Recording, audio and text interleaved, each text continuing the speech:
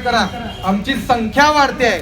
यानंतर उर्दू प्रतिनिधी म्हणून आदरणीय जिया सर बोलतील अशी मी त्यांना विनंती करतो। इकडे माईक इकडे घ्या सर जी, इधर आओ जरा पानी।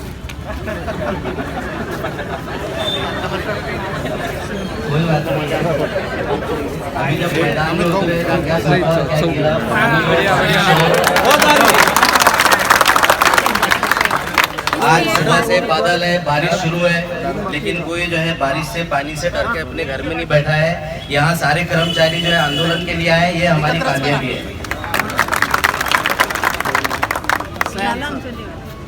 देखिए, अभी यहाँ पर विषय किसी माध्यम का नहीं है, यहाँ पर सभी माध्यम के लोग आए हैं। ये भी बात नहीं है कि शिक्षक अपने लिए लड़ने आया है, यहाँ पर शासकीय निम शासकीय हर तरह के कर्मचारी यहाँ पर मौजूद है। मैं 1998 से स्कूल में काम कर रहा हूँ, मुझे जूनी पेंशन मिलती है, लेकिन फिर भी मैं यहाँ पर आया हूँ।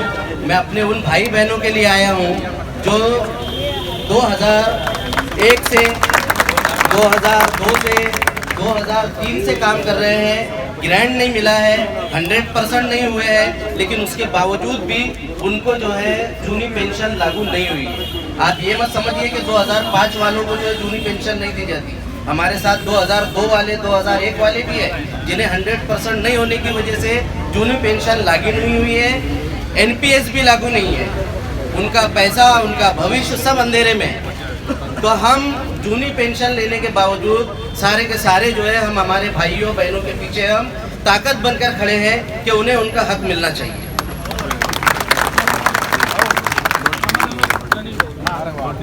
हमें हुकूमत डरा रही है, GR निकाल रही है, हमें हुकूमत से डरना नहीं है, GR से डरना नहीं है। हमारे पदाधिकारी हमारे तमाम जो बड़े हैं हमारे साथ ताकत के साथ खड़े हैं। हमारा हौसला इसी तरह रहना चाहिए। दिलों में अज़्म जवां हौसलों को पलने दो, दिलों में अज़्म जवां हौसलों को पलने दो, हवा हो लाख मुखालिफ चिराग जलने दो।